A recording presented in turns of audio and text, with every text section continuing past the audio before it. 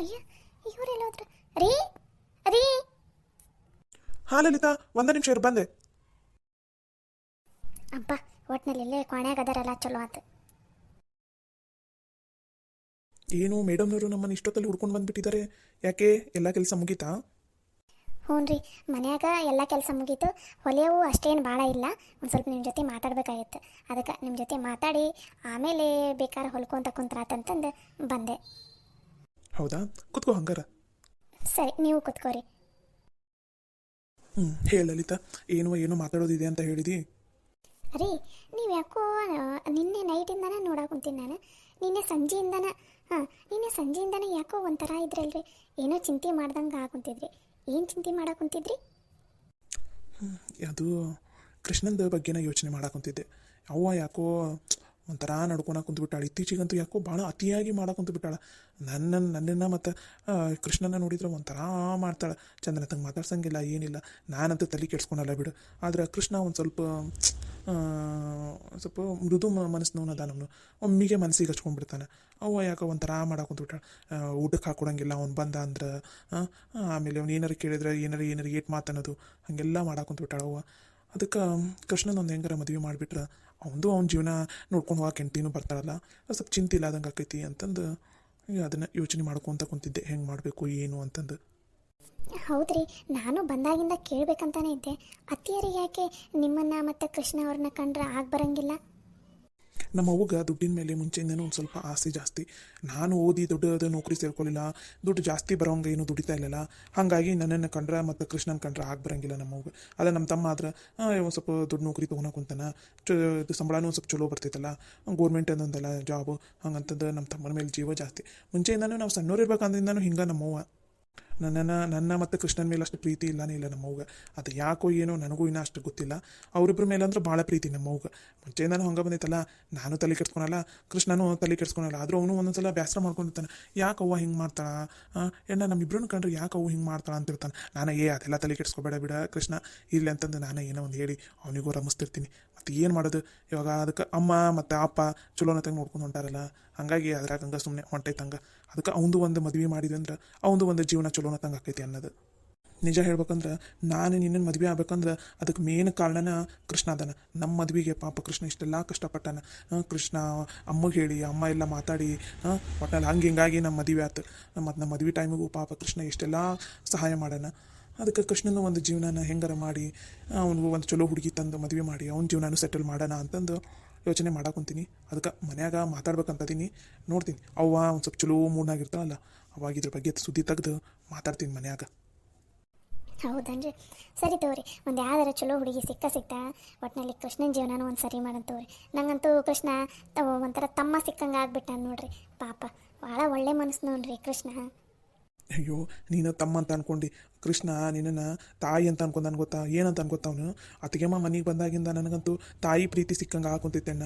ನಂಗೆ ನಿಜ ಹೇಳ, ನಂಗೆ ಯಾವ ಜನ್ದಾಗ ಏನು ಪುಣ್ಯ ಮಾಡಿದ್ದೇನೆ. ನಂಗೆ ಅತ್ತಿಗೆಮ್ಮ ನಿಜವಾಗ್ಲೂ ನಂಗೆ ತಾಯಿ ನೋಡ್ಕೊಂಡಂಗೆ ಕುಂತಾಳೆ. ನೀ ಬಂದಾಗಿಂದ ಅವನಿಗೆ ಚಿಂತೆನೇ ಇಲ್ಲ ಗೊತ್ತಾ? ಅವ್ನ ಮನೆಗೆ ಬಂದಂಗೆ ನೀನೇ ಊಟಕ್ಕೆ ಹಾಕ್ಕೊಡ್ತಿದ್ದಿ. ಒಟ್ಟಿನಲ್ಲಿ ಅವನಿಗಂತೂ ತಾಯಿ ಪ್ರೀತಿ ಸಿಕ್ಕೈತಂತ ನಾವು. ಭಾಳ ಅಂದ್ರೆ ಭಾಳ ಖುಷಿ ಆಗದಾನಂತವ ನೀ ಮನೆಗೆ ಬಂದಾಗಿಂದ. ಅಯ್ಯೋ, ಹೌದನ್ರಿ? ಅವನು ಭಾಳ ಹಚ್ಕೊಂಡ್ಬಿಟ್ಟ ನನ್ನನ್ನು ಮತ್ತು ನಿನ್ನನ್ನು. ನಮ್ಮಿಬ್ಬರನ್ನ ಒಂಥರ ತಂದೆ ತಾಯಿ ಅನ್ನಂಗೆ ನೋಡ್ಕೊಳಕ್ಕೆ ಕುಂತಾನ ಅವನು. ಅವನದು ಒಂದು ಜೀವನ ಸರಿ ಮಾಡಂತ ತಗೋರಿ. ಹೆಂಗಾರ ಮಾಡಿ ಒಂದ್ಸಲ ಎಲ್ಲರೂ ಕುಂತಾಗ ಮನ್ಯಾಗ ಮಾತಾಡಿ ಒಂದು ಚಲೋ ಹುಡುಗಿನ ತೊಗೊಂಬಂದು ಅವನಿಗೂ ಮದುವೆ ಮಾಡಿಸಿದ್ರ ಆತ. ಅಷ್ಟೇ ಮಾಡಿದ್ರಾತು. ನೀನೇನೋ ಮಾತಾಡ್ಬೇಕಂತ ಅಂದಿಲ್ಲ, ಬರೀ ನಾನೇ ಮಾತಾಡಕೊಂತೀನಿ ನೋಡು. ಇರಿ, ಒಂದು ನಿಮಿಷ ಇಲ್ಲೇ. ಇದೇನಪ್ಪ ಇದು? ಮಾತಾಡ್ತೀನಂತ ಇದ್ದಾಗ ಒಳಗಡೆನೇ ಹೋದ್ಲಲ್ಲ ಲಲಿತಾ. ಇದೇನಿದು ದುಡ್ಡು?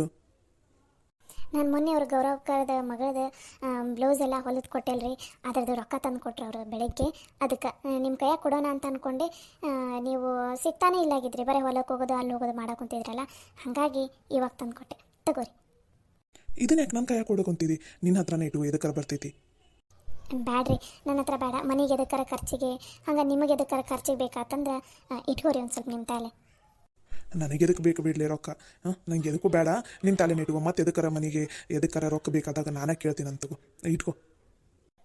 ರೀ, ನೀವು ಹೊರಗಡೆ ಅಡ್ಡಾಡ್ತಿರ್ತೀರಿ, ನಿಮ್ಮ ತಲೆ ಎಷ್ಟರಷ್ಟು ರೊಕ್ಕ ಇರಬೇಕು. ಪ್ರತಿಯೊಂದಕ್ಕೂ ರೊಕ್ಕನ ಅತ್ತಿಯರ ಹತ್ರನ ಹೋಗಿ ಕೇಳಕ್ಕೆ ಹೋಗ್ಬೇಡ್ರಿ. ಇವಾಗ ಸದ್ಯಕ್ಕೆ ನೀವು ಇದ್ರಾಗ ಒಂದು ಸ್ವಲ್ಪ ಇಟ್ಕೋರಿ, ನಿಮ್ಮ ಖರ್ಚಿಗೆ ಎದಕ್ಕಾರ ಬೇಕಾಗೈತಿ. ಇಲ್ಲ ಮನ್ಯಾಗ ಏನಾರು ತೊಂಬ ಅಂತಿರ್ತಾರೆ, ಇಲ್ಲ ಹೊಲದಕ್ಕೆ ಎದಕ್ಕಾರ ಬೇಕಾಗಿರ್ತೈತಿ. ನಿಮ್ಮ ತಲೆ ಒಂದು ಸ್ವಲ್ಪ ರೊಕ್ಕ ಇಟ್ಕೋರಿ. ಈಗ ಸದ್ಯಕ್ಕೆ ಇನ್ನೂ ಹೊಲದಿಂದ ತರಕಾರಿ ಬರೋದು ಇನ್ನೂ ಲೇಟ್ ಐತಿ. ಯಾವಾಗ ಮುಂದಿನ ವಾರ ಬರ್ತೈತೆ, ಇನ್ನೂ 2 ವಾರ ಬರ್ತೈತೆ. ಅಲ್ಲಿ ತನಕ ಈ ರೊಕ್ಕ ಸದ್ಯಕ್ಕೆ ನಿಮ್ಮ ತಲೆ ಇಟ್ಕೋರಿ ಒಂದು ಸ್ವಲ್ಪರ. ಅಲ್ಲಲ್ಲಿ ನಾ ದುಡ್ದು ರೊಕ್ಕನ ನಿನ್ನ ಕೈಯಾಗ ಕೊಡ್ಬೇಕು. ಇದೇನಿದು ಉಲ್ಟಾ ನೀನು ದುಡ್ದು ನನ್ನ ಕೈಯಾಗ ರೊಕ್ಕ ಕೊಡಾಕೊಂತಿದ್ದಿಲ್ಲ. ರೀ, ನಾನು ದುಡ್ದು ನಿಮ್ಮ ಕೈಯಾಗ ಕೊಟ್ರೇನು, ನೀವು ದುಡ್ದು ನನ್ನ ಕೈಯಾಗ ಕೊಟ್ರೇನು, ಎರಡೂ ಒಂದೇ ತಾನೇ. ಇವಾಗ ಸದ್ಯಕ್ಕೆ ಹೊಲದಿಂದ ಪೀಕ್ ಬಂದಿಲ್ಲ ಅಂತ ನಿಮ್ಗೊಂದು ಸ್ವಲ್ಪ ಕಷ್ಟ ಆಗೈತಿ. ಹೊಲದಿಂದ ಪೀಕ್ ಬಂದ ಮೇಲೆ ನೀವು ಕೊಡ್ತೀರಿಲ್ಲ. ಇವಾಗ ಸದ್ಯಕ್ಕೆ ನಿಮ್ಮ ತಾಯಿಲ್ಲ ಸ್ವಲ್ಪ ಎದಕ್ಕಾರ ರೊಕ್ಕ ಬೇಕಾಗೈತಿ, ಇಟ್ಕೊರಿ. ನನಗೆ ಗೊತ್ತು, ನೀವು ಮೊನ್ನೆ ಹೊರಗಡೆ ಚಹಾ ಕುಡಿಯೋಕೆ ಅತ್ತೆಯರ ಹತ್ರ ರೊಕ್ಕ ಕೇಳಿದ್ರಿ. ಅತ್ತೆಯರು ರೊಕ್ಕಿಲ್ಲ, ಹೊರಗಡೆ ಇದಕ್ಕೆ ಚಹಾ ಕುಡಿತಿದ್ದಿ, ಇಲ್ಲೇ ಮನ್ಯಾಗ ಕುಡಿಯಲ್ಲ, ಎದಕ್ಕೆ ಬೇಕು ನಿಂಗೆ ರೊಕ್ಕ ಅಂತ ಒದ್ರಾಡಿದ್ರು. ಅದನ್ನು ನಾನು ಕೇಳಿಸ್ಕೊಂಡೆ. ಅದಕ್ಕೆ ನಿಮ್ಮ ತಾಯಿಲ್ಲ ಒಂದು ಸ್ವಲ್ಪ ರೊಕ್ಕ ಇಟ್ಕೊರಿ. ನೀವು ಹೊರಗಡೆ ಅಡ್ಡಾಡ್ತಿರ್ತೀರಿ ಗಂಡು ಮಕ್ಳು, ಯಾರು ಚಹಾ ಕುಡಿಯೋಕೆ ಕರಿತಿರ್ತಾರೆ, ಎದಕ್ಕಾರ ಕರಿತಿರ್ತಾರೆ. ಅವಾಗೆಲ್ಲ ಬರೀ ಕೈಯಾಗೆ ಇದ್ರೆ ಸರಿ ಅನಿಸ್ತೈತೇನ್ರಿ. ತೊಗೋರಿ ಈಗ ಬೇಕಾದ್ರೆ ಇದಿಷ್ಟು ಬೇಡ, ಇದ್ರ ಒಂದು ನೀವು ಸದ್ಯಕ್ಕೆ ನಿಮ್ಮ ತಾಲೆ ಒಂದು 300-400 ರೂಪಾಯಿನಾರ ಇಟ್ಕೋರಿ. 500 ರೂಪಾಯಿ ಇಟ್ಕೋರಿ, ತೊಗೋರಿ ನಿಮ್ಮ ತಾಲೆ. 500 ರೂಪಾಯಿನಾ? ಬ್ಯಾಡ್ಲಿ ಅಂತ ಇಲ್ಲ ಅಷ್ಟೆಲ್ಲ. ರೀ, ನೀವೇನು ಖರ್ಚು ಮಾಡಂಗಿಲ್ಲ, ಇಟ್ಕೊಂಡಿರ್ತೀರಿಲ್ಲ. ಹಂಗೆ ತೊಗೋರಿ ನಿಮ್ಮ ತಾಲೆ ಒಂದು 500 ಇಟ್ಕೋರಿ. ನಾ ಆಮೇಲೆ ಉಳಿದಿದ್ದು ರೊಕ್ಕ ಅತ್ತೆಯರ ಕೈಯಾಗ ಕೊಡ್ತೀನಿ. ಅತ್ತೆಯರ ಕೈಯಾಗ ಕೊಡಲೇ ಇಲ್ಲ, ಮಾವರ ಕೈಯಾಗ ಕೊಡ್ತೀನಿ. ಮನೆ ಖರ್ಚಿಗೆ ಎದಕ್ಕಾರ ಬೇಕಾಗೈತಲ್ಲ, ಅವ್ರ ಕೈಯಾಗ ಕೊಟ್ಟಿರ್ತೀನಿ. ಇದ್ರಾಗ ನಾನು ಒಂದು ಸ್ವಲ್ಪ ತಕ್ಕೊಂಡೇನಿ ರೀ. ಅಂದರೆ ಈ ಮೊನ್ನೆಯವರಿಗೆ ಇದ್ರದ್ದು ಅವು ಮುತ್ತಿನ ಅವೆಲ್ಲ ಒಂದು ಸ್ವಲ್ಪ ಡಿಸೈನ್ ಅವು ಇವು ಮಾಡಿಕೊಟ್ಟಿಲ್ಲ. ಅದ್ರ ಖರ್ಚಿಂದ ಒಂದು 4,000 ರೂಪಾಯಿ ಬಂದಿತ್ತು. ಹಾಗಾಗಿ ಅದು ಒಂದು ಸ್ವಲ್ಪ ರೊಕ್ಕ ತೆಗ್ದೀನಿ. ಅಂದರೆ ಮತ್ತೆ ಈಗ ಇನ್ನೊಂದು ಸಲ ಪ್ಯಾಟಿಗೆ ಹೋದಾಗ ತರಬೇಕಲ್ಲ, ಅದಕ್ಕೋಸ್ಕರ. ಇವಾಗ ನೀವು ಒಂದು 500 ಇಟ್ಕೊರಿ, ಮತ್ತು ಉಳಿದಿದ್ದು ಮಾವರ ಕೈಯಾಗ ಕೊಡ್ತೀನಿ. ಮತ್ತು ಮನೆ ಖರ್ಚಿಗೆ ಅದಕ್ಕೆ ಇದಕ್ಕೆ ಬೇಕಾಗೈತಿ. ಮನ್ಯಾಗ ಖರ್ಚಿಗೂ 1 ರೂಪಾಯಿ ಇಲ್ಲ ಅಂತ ಅನಿಸ್ತೈತಿ. ಅದಕ್ಕೆ ಸರಿಲೇ, ಪುಣ್ಯ ಬರಲಿಲ್ಲ ನಿನಗೆ. ನಿಜ, ನಿಂಗೆ ಹೆಂಗೆ ಥ್ಯಾಂಕ್ಸ್ ಹೇಳ್ಬೇಕು ನಂಗೆ ಗೊತ್ತಾಗಬಲ್ದು. ಸರಿ, 500 ರೂಪಾಯಿ ಅಷ್ಟೇ ಕೊಡು ನನ್ನ ಕೈಯಾಗ. ಇದೇನಿದೆ 500 ಅಂದ್ರೆ 1,000 ರೂಪಾಯಿ ಕೊಟ್ಟಿಲ್ಲ. ರೀ, ಪಾಪ ಕೃಷ್ಣನ ತಲೆನೂ 1 ರೂಪಾಯಿ ಇಲ್ಲ ಅಂತ ಅನಿಸ್ತೈತಿ. ಅದನ್ನು ಮೊನ್ನೆ ಪಾಪ ಏನದು ಅಡಿಕೆ ಚೀಟೆ ತೊಗೋಬೇಕಂತಂದು ರೊಕ್ಕ ನೋಡಕ್ಕೆ ಕುಂತಿತ್ತು, ರೊಕ್ಕನೇ ಇಲ್ಲ ಆಗಿತ್ತು ಅದ್ರ ತಲೆ. ನಂಗೆ ಒಂಥರ ಅನಿಸ್ತು. ಅದಕ್ಕೆ ಕೃಷ್ಣಗ ಕೈಯಾಗ ಒಂದು 500 ಕೊಟ್ಟಿರಿ, ನಿಮ್ಮ ಕೈಯಾಗ ಒಂದು 500 ಇಟ್ಕೊಂಡಿರಿ, ಸರಿನಾ? ಸರಿಲೇ, ನಿನಗೂ ಏನಾರು ಬೇಕನ, ನೀನು ಏನಾರು ತರಿಸ್ಕೊಲಿ. ಮದುವೆ ಆದಾಗಿಂದ ನೀನು ಎಲ್ಲೂ ಹೊರಗಡೆ ಕರ್ಕೊಂಡು ಹೋಗೋಕ್ಕೂ ಆಗೋದು. ನಂದು ಒಂದು ಸ್ವಲ್ಪ ಪೀಕ್ ಬರಲಿ, ಪೀಕಿಂದ ರೊಕ್ಕ ಕೈಗೆ ಬರುತ್ತಲ್ಲ, ಅವಾಗ ನೀನೇನು ಹೊರಗಡೆ ಕರ್ಕೊಂಡು ಹೋಗ್ತೀನಿ. ಅಲ್ಲಿ ತನಕ ಒಂದು ಸ್ವಲ್ಪ ಸಹಿಸ್ಕೊ. ಹಾಂ ರೀ, ನನಗೇನು ಹೊರಗಡೆ ಹೋಗ್ಬೇಕಂತ ಏನೂ ಆಸೆ ಇಲ್ಲ. ಅಷ್ಟಕ್ಕೂ ಈಗ ನನಗೆ ತೊಗೊಳ್ಳೋ ಅಂಥದ್ದು ಏನಿಲ್ಲ. ಸುಮ್ಮನೆ ದಾಮ್ ಧೂಮ್ ಅಂತ ಖರ್ಚು ಮಾಡಿದ್ರೆ, ಕೈಯಾಗ ರೊಕ್ಕ ಐತಂತಂದು ಖರ್ಚು ಮಾಡಿದ್ರೆ ಮುಂದೆ ಎದಕ್ಕಾರ ರೊಕ್ಕ ಬೇಕಂದ್ರೆ ಏನು ಮಾಡೋದು, ಹೌದಿಲ್ಲ? ಅದಕ್ಕೋಸ್ಕರ ಮಾವರ ಕೈಯಾಗ ಕೊಟ್ಟಿರ್ತೀನಿ ರೊಕ್ಕನ. ಅವ್ರ ಮನೆಗೆ ಎದಕ್ಕಾರ ಬೇಕಾದಾಗ ಖರ್ಚು ಮಾಡ್ತಾರೆ. ಅದಕ್ಕೆ ನನಗೇನು ಖರ್ಚಿಲ್ಲ ರೀ. ನನಗೆ ಏನಾರು ಬೇಕಂದ್ರೆ ನೀವೇ ಅದಿರಲ್ಲ ನನಗೆ ತಂದು ಕೊಡಕ್ಕೆ. ಅದು ಅಲ್ಲದೆ ನಾನೇನು ಹೊರಗಡೆ ಹೋಗ್ತೀನಾ? ಹೊರಗಡೆ ಹೋಗಿ ಚಹಾ ಕುಡಿತೀನಿ, ಏನಾರು ತಿಂತೀನಿ ಬಿಡ್ತೀನಿ ಅನ್ನೋಕ್ಕೆ. ಮನೆಯಲ್ಲಿನೇ ಇರ್ತೀನಿ, ಮತ್ತೇನು ಖರ್ಚಿರುತ್ತೆ? ನನಗೆ ಬಟ್ಟೆ ಹೊಲಿಯೋದಕ್ಕೆ ಒಂದು ಸ್ವಲ್ಪ ದಾರ, ಸೂಜಿ ಅವು ಇವು ಬೇಕಾಕೈತಿ. ಅದಕ್ಕೆ ರೊಕ್ಕ ಈಗ ತೆಗೆದಿಟ್ಟೀನಿ. ನೀವು ಯಾವಾಗಾರ ಪ್ಯಾಟಿಗೆ ಹೋದಾಗ ನಿಮ್ಮ ಕೈಯಾಗ ತರಿಸ್ತೀನಿ. ಅದನ್ನು ಬಿಟ್ಟರೆ ನಂದು ಏನೂ ಖರ್ಚಿಲ್ಲಲ್ಲ. ಲಲಿತಿ, ನೀನಂತ ಹೆಂಡ್ತಿನ ಪಡೆಯೋಕೆ ನಾ ಭಾಳ ಪುಣ್ಯ ಮಾಡೀನಿ ನೋಡಲಿ. ಈಗಿನ ಕಾಲದಾಗೂ ಇಷ್ಟೆಲ್ಲ ಮನೆ ಜವಾಬ್ದಾರಿ ತೊಗೊಂಡು ಗಂಡನ್ನ ನೀನೇ ನೋಡ್ಕೊಳಕ್ಕೆ ಕುಂತಿದ್ದಿ. ನೀನಂತ ಹೆಂಡತಿ ಪಡೆಯೋಕೆ ನಾನು ಭಾಳ ಪುಣ್ಯ ಮಾಡೀನಿ ನೋಡು. ನಿಮ್ಮಂಥ ಗಂಡನ ಪಡೆಯೋಕೆ ನಾನು ಪುಣ್ಯ ಮಾಡೀನಿ. ಅಣ್ಣ ಅಣ್ಣ, ಒಳಗಡೆ ಬರ್ಬೋದಾ? ಬಾರಪ್ಪ ರಾಜ, ಒಳಗಡೆ. ಇಬ್ಬರು ಮಾತಾಡ್ಕೊತ ಕುಂತಿದ್ರೇನ ಶಿವಪೂಜೆ ಕರಡಿ ಬಿಟ್ಟಂಗೆ ಆಯ್ತಾನೆ ನಾನು. ಅಣ್ಣ ಆಮೇಲೆ ಬರಲೇನ? ಹಾಗೇನಿಲ್ಲ, ಹಂಗೆ ಮಾತಾಡ್ಕೊತ ಕುಂತಿದ್ವಿ ಅಷ್ಟೆ. ರೀ, ನೀವಿಬ್ಬರು ಮಾತಾಡ್ತೀರಿ, ನಮ್ಮ ಅವ್ರ ಕೈಯಾಗಿ ರೊಕ್ಕ ಕೊಟ್ಟು ಬರ್ತೀನಿ. ಸರಿ. ಅದಕ್ಕೆಮ್ಮ ಅದು ಹೇಳಪ್ಪ ಕೃಷ್ಣ, ಏನಂತಂದ? ಅದಕ್ಕೆಮ್ಮ ತಲೆ ಯಾಕೋ ನೋಸ ಕುಂತೈತಿ, ಒಂದು ಸ್ವಲ್ಪ ಸ್ಟ್ರಾಂಗ್ ಚಹಾ ಮಾಡಿಕೊಡ್ತೀರಾ? ನಿಮ್ಮ ಚಹಾ ಕುಡ್ದೆ ಅಂದ್ರೆ ತಲೆ ನೋವೆಲ್ಲ ಹೋಗ್ಬಿಡ್ತೈತಿ. ಅವ್ವ ಕೇಳಿದೆ, ಅವ್ವ ಅಲ್ಲಿ ಹೊರಗಡೆ ಮಾತಾಡ್ಕೊತ ಕುಂತಾಳ, ಹಂಗಾಗಿ ನೀನ ಮಾಡಿಕೊಡ್ತೀಯಾ ಅದಕ್ಕೆಮ್ಮ? ಅಯ್ಯೋ, ಅಷ್ಟನಾ? ಸರಿ ತಗೋ, ನಾನು ಮಾವರ ಕೈಯಾಗಿ ರೊಕ್ಕ ಕೊಟ್ಟು ಚಹಾ ಮಾಡ್ತೀನಂತ. ನಿಮ್ಮ ಅಣ್ಣನ ತಲೆ ಮಾತಾಡುತ್ತಾ ಕುತ್ಕೊಂಡಿರು, ಇಲ್ಲೇ ತಂದು ಕೊಡ್ತೀನಂತ ಚಾನ, ಸರಿನಾ? ನೀವು ಚಹಾ ಮಾಡಿ ಕರೀರತ್ತೀಯಮ್ಮ, ನಾನು ಅಲ್ಲಿಗೆ ಬರ್ತೀನಿ. ಬೇಡ ಬೇಡ, ಪರವಾಗಿಲ್ಲ, ನೀ ಆರಾಮಾಗಿ ಮಾತಾಡ್ಕೊತ ಕುತ್ಕೊಂಡಿರು, ನಾ ಚಹಾ ಮಾಡ್ಕೊಂಬಂದು ಕೊಡ್ತೀನಂತ. ಸರಿ ಅದಕ್ಕೆಮ್ಮ. ಅಣ್ಣ, ಅದಕ್ಕೆಮ್ಮ ಎಷ್ಟು ಒಳ್ಳೆಯದಾರಲ್ಲ, ಈ ಮನೆಗೆ ತಕ್ಕ ಸೊಸೆ ಅದಾರ ನೋಡಣ್ಣ. ಹೌದಪ್ಪ ರಾಜ, ತಗೋ, ಇದ್ರಾಗ 500 ರೂಪಾಯಿ ನೀನು ಇಟ್ಕೋ, ಇನ್ನು 500 ರೂಪಾಯಿ ನಾನು ಇಟ್ಕೋತೀನಿ. 500 ರೂಪಾಯಿನಾ? ಎದಕ್ಕಣ್ಣ ಅಷ್ಟಕ್ಕೂ? ಈ ರೊಕ್ಕ ಇಲ್ಲಿಂದ ಬಂತು? ನಿನ್ನ ತಲೆ ಹೊಲ್ದಾಗೂ ಪೀಕ್ ಬಂದಿಲ್ಲ. ನಿನ್ನೆ ನಿನ್ನ ತಲೆನೋ ರೊಕ್ಕ ಇಲ್ಲಾಗಿತ್ತು, ಈ 1,000 ರೂಪಾಯಿ ಹೆಂಗೆ ಬಂತು? ನಿಮ್ಮ ಅತ್ತಿಗೆಮ್ಮ ಬಟ್ಟೆ ಹೊಲ್ದಿದ್ರಲ್ಲ ಅದ್ರ ರೊಕ್ಕ ಬಂದು ಕೊಟ್ಟು ಹೋಗಾರ ಅಂತ ಬೆಳಿಗ್ಗೆ. ಅದಕ್ಕೆ ಖರ್ಚಿಗೆ ನೀವು 500 ರೂಪಾಯಿ ಇಟ್ಕೋರಿ, ಕೃಷ್ಣಾಗ 500 ರೂಪಾಯಿ ಕೊಡ್ರಿ. ಹೊರಗಡೆ ಅದಕ್ಕೆ ಇದಕ್ಕೆ ಹೋಗಿರ್ತೀರಲ್ಲ, ಖರ್ಚಿಗೆ ರೊಕ್ಕ ಬೇಕಾಗತ್ತೆ, ಇಟ್ಕೋರಿ ಅಂತಂದು ನಿಮ್ಮ ಅತ್ತಿಗೆ ಮನೆ ಕೊಟ್ಟಾರ. ನಿಂಗೆ 500 ರೂಪಾಯಿ, ನಂಗೆ 500 ರೂಪಾಯಿ ತಗೋಯ್ತಾಳ. ಯಾಕ್ಲೆ ಏನಾತ? ಎದಕ್ಕೆ ಕಳಕೊಂತಿದ್ದೀನಿ ನೀನು? ಅಣ್ಣ, ಅತ್ತಿಗೆಮ್ಮ ಎಷ್ಟು ಒಳ್ಳೆಯರಣ್ಣ, ನಿಜ. ನಂಗೆ ತಾಯಿ ಇದ್ದಂಗೆ ಅತ್ತಿಗೆಮ್ಮ. ನೋಡಿದೇನೆ ಯಾ ಅತ್ತಿಗೆಮ್ಮರ ಹಿಂಗೆ ಮೈದ್ನಾಗ ರೊಕ್ಕ ಕೊಡೋದನ್ನ ನೋಡಿ ಏನೇ ನೀನು?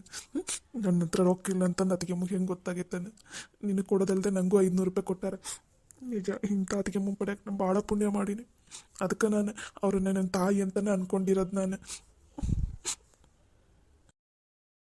ಕೃಷ್ಣ, ಇಷ್ಟಕ್ಕೆಲ್ಲ ಆಳ್ತೇನೆ ನೀನು ನಮ್ಮ ಮದುವೆಗೆಲ್ಲ ಇಷ್ಟೆಲ್ಲ ಉಪಕಾರ ಮಾಡಿದಿ, ಇಷ್ಟು ಮಾಡಲಿಲ್ಲ ಅಂದರೆ ಹೆಂಗೆ ಹೇಳು? ಇಲ್ಲ ಅಣ್ಣ, ನಿಜ. ಅತ್ತಿಗೆಮ್ಮ ನನಗೆ ತಾಯಿ ಸಮಾನನ ಅಣ್ಣ. ಅತ್ತಿಗೆಮ್ಮನ ಚಲೋನತ್ತಾಗ ನೋಡ್ಕೊಂಡ ನೀನು.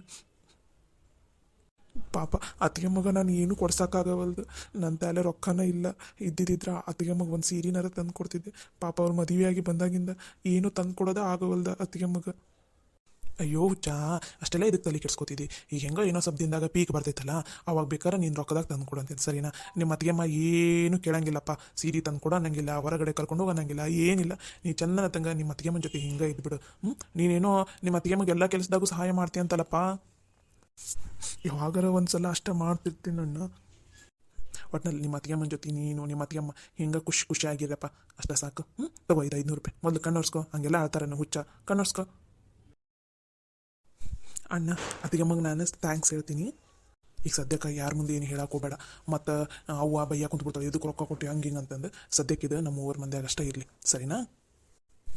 ಸರಿ ಅಣ್ಣ.